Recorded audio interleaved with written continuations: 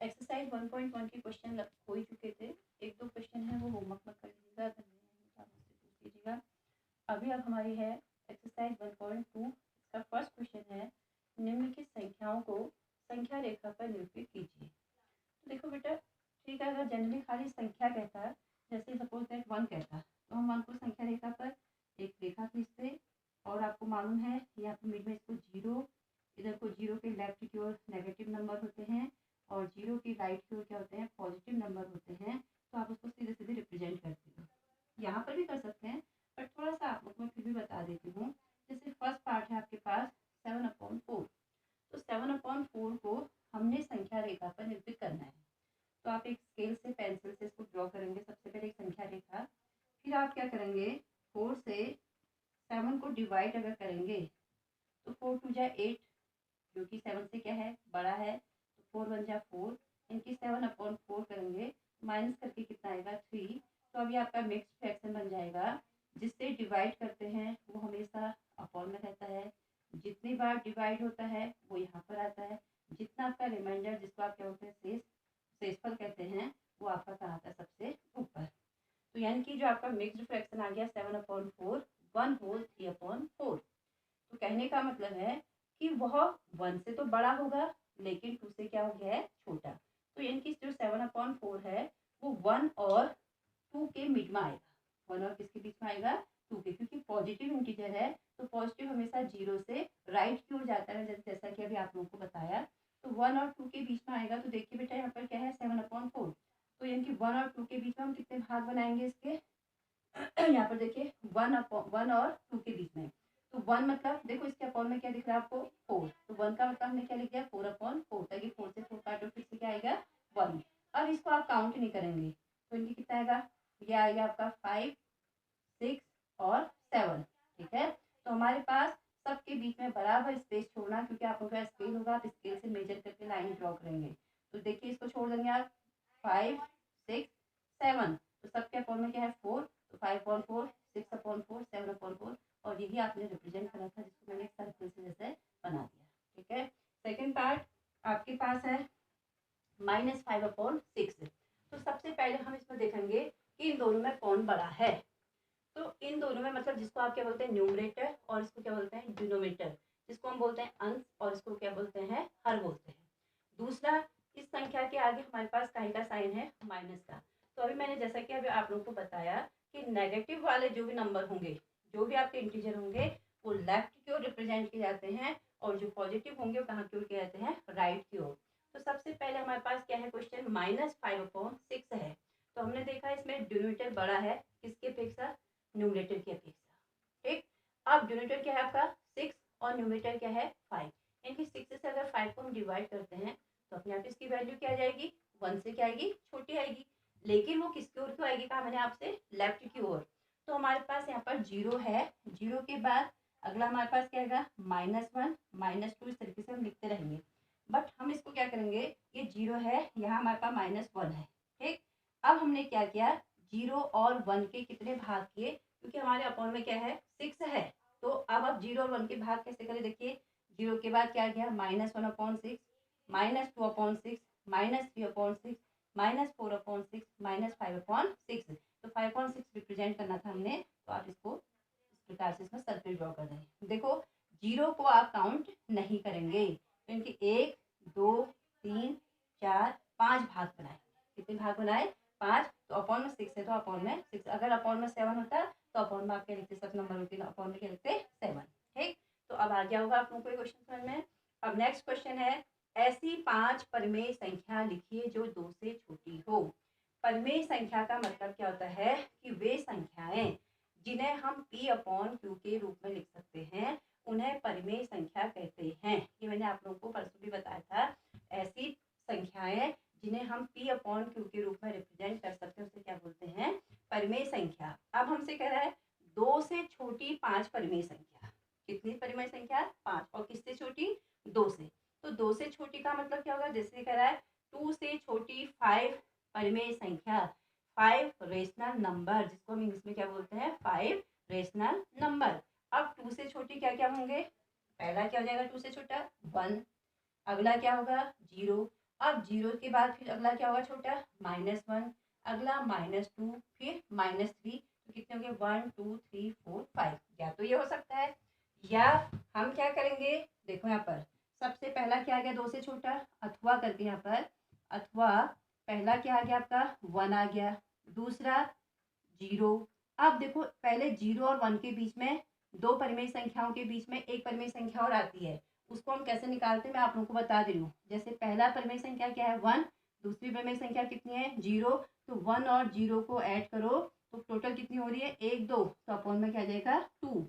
तो यानी कि 1 को 0 से ऐड करो कितना आएगा 1/2। यानी कि 1 और 0 के बीच में एक परिमेय संख्या और क्या आ गई 1/2। अब अगली मैंने आप लोगों को क्या बताया था 1, फिर क्या बताया था 0, फिर क्या है -1। तो यानी कि अब हम क्या करेंगे 0 और -1 के बीच में एक परिमेय संख्या और आ सकती है, तो उसके लिए भी आप क्या करेंगे 0 प्लस ब्रैकेट में -1, टोटल परिमेय संख्या कितनी काउंट कीजिए फिर से 1 2, तो अपॉन में कितना आएगा 2, 0 प्लस में -1, 0 में -1 ऐड करके कितना आएगा -1/2। तो इनके बीच में एक परिमेय संख्या क्या आ गई -1/2। कितना आ गया 1 2 3 4 5। तो इस प्रकार से हम कितनी परिमेय संख्या लिख सकते हैं 1 1/2, 0 -1/2, -1, या तो 1 0 -1 -2 -3। एक चीज मैं आप लोगों को अभी बता देती हूँ कि जो भी संख्या माइनस में होती है वो जितनी बड़ी होगी उसको उतना ही छोटा माना जाता है। जैसे 0 के बाद -1 है तो -1 0 से छोटा है, फिर -1 के बाद -2 है तो -2 -1 से भी क्या है छोटा है। इसी प्रकार -2 के बाद -3 है तो -3 भी -2 से भी छोटा है, -1 से भी छोटा है और 0 से भी छोटा है। ठीक है, तो एक तरीका ये है और एक तरीका मैंने आप लोगों को बता दिया कि कैसे निकालते हैं। ठीक, अब इसी प्रकार आपसे अगला क्वेश्चन क्या है -2/5 और 1/2 के मध्य 10 परिमेय संख्या ज्ञात कीजिए। अब देखो जो ये अभी तक तो ये परिमेय संख्या जो इससे पहला वाला क्वेश्चन था उसमें सीधे आपसे कहा था कि 2 से छोटी 5 परिमेय संख्या लिखिए, तो हमने वहां सीधे सीधे कर दिया। अब यहाँ देखो बेटा जो ये वाला क्वेश्चन है ये आपको उसने P/Q के रूप में दिया है और ये भी किसके रूप में दिया है P/Q के रूप में। दूसरा एक चीज और देखो, इसके डिनोमिनेटर में 5 है और इसके डिनोमिनेटर में क्या है 2। तो सबसे पहले जहां पर ऐसे रेशनल नंबर आते हैं यानी कि जहां पर ऐसी परिमेय संख्याएं आती हैं वहां पर पहले उसके हर मतलब जिसको भी मैंने बोला डिनोमिनेटर, उसका क्या ले लेते हैं एलसीएम। और एलसीएम लेना आप लोगों को आता होगा, आपने कक्षा 6 में भी पढ़ा है। कैसे लेते हैं मैं फिर भी एक बार और बता दे रही हूँ आप लोगों को। जैसे आपके पास 5 और यहाँ पर क्या है 2, दोनों कैसी संख्या है अभाज्य संख्या है, तो इन दोनों में सबसे छोटा कौन है 2। तो सबसे पहले 2 से दोगे, 2 से 5 में डिवाइड नहीं होता ऐसे आ जाएगा, 2 से 2 को डिवाइड करो कितना आएगा 1। अब इन दोनों में अब 5 है आपके पास तो 5 से दीजिए कितना आएगा 1,1। तो इस प्रकार 2 × 5 तो आपका एलसीएम कितना आ गया 10, जो कि मैंने यहाँ पर लिया है। देखिए 5 और 2 का एलसीएम 5 और 2 का लेने पर कितना आया कहा मैंने आप लोगों से 10।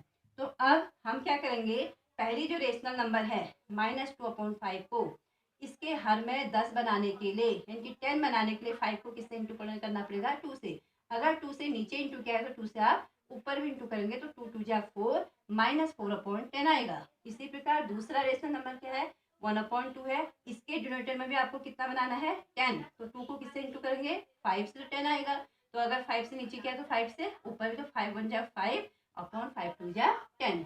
अब हम इन दोनों के बीच में क्या हमारे पास 10 परिमेय संख्या आ रही है, तो पहले हम देख लेते हैं कि -4/10 व 5/10 के बीच में क्या 10 परिमेय संख्या आ रही है, पहले लिखिए आप।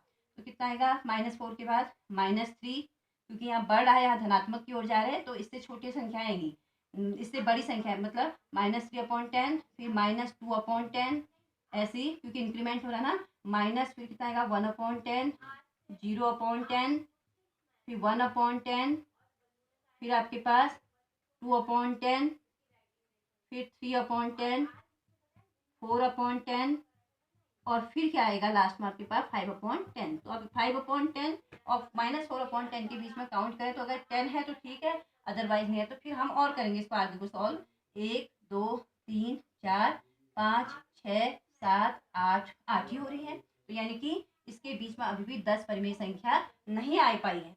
तो अगर इसके बीच में आपके पास 10 परिमेय संख्या नहीं आई है तो अब आप क्या करोगे, फिर से ये नहीं हुआ है यहाँ पर क्वेश्चन पूरा सॉल्व, तो आप क्या करेंगे, अब आगे मैं बता रही हूँ आप लोगों को, -4/10 को और दूसरा क्या है आपके पास 5/10, इन दोनों को फिर से एक ऐसी संख्या से इंटू करो ताकि हर समान रहे। तो इनकी जैसे यहाँ भी 10 है, यहाँ भी 10 है, तो इसके हर में आप किससे इंटू करो, 2 से, और 2 से अगर नीचे करो तो 2 से ऊपर भी। इसी प्रकार यहाँ पर भी आप 2 से और यहाँ पर भी किससे करेंगे, 2 से, तो आपके पास -8/20 आ गया, और यहाँ पर कितना आएगा आपका 10/20।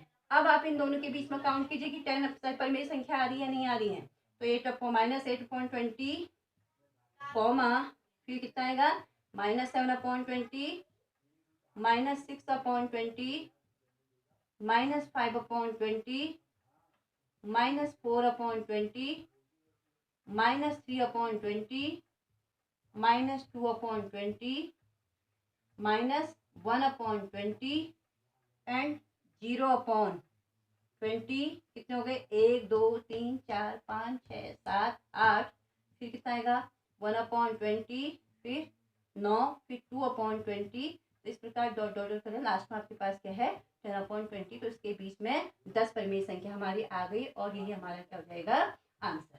ठीक, अब इसी प्रकार एक मैं आप लोगों को होमवर्क दे रही हूँ क्वेश्चन, होमवर्क में है 2/3, सेम ऐसा ही क्वेश्चन है, 2/3 व 4/5 के बीच 5 परिमेय संख्या लिखिए। मैं फिर भी थोड़ा सा आप लोगों को थोड़ा इसमें हिंट दे रही हूँ। इन दोनों रेशनल नंबरों के बीच में आपने कितनी परिमेय संख्या लिखनी है, 5।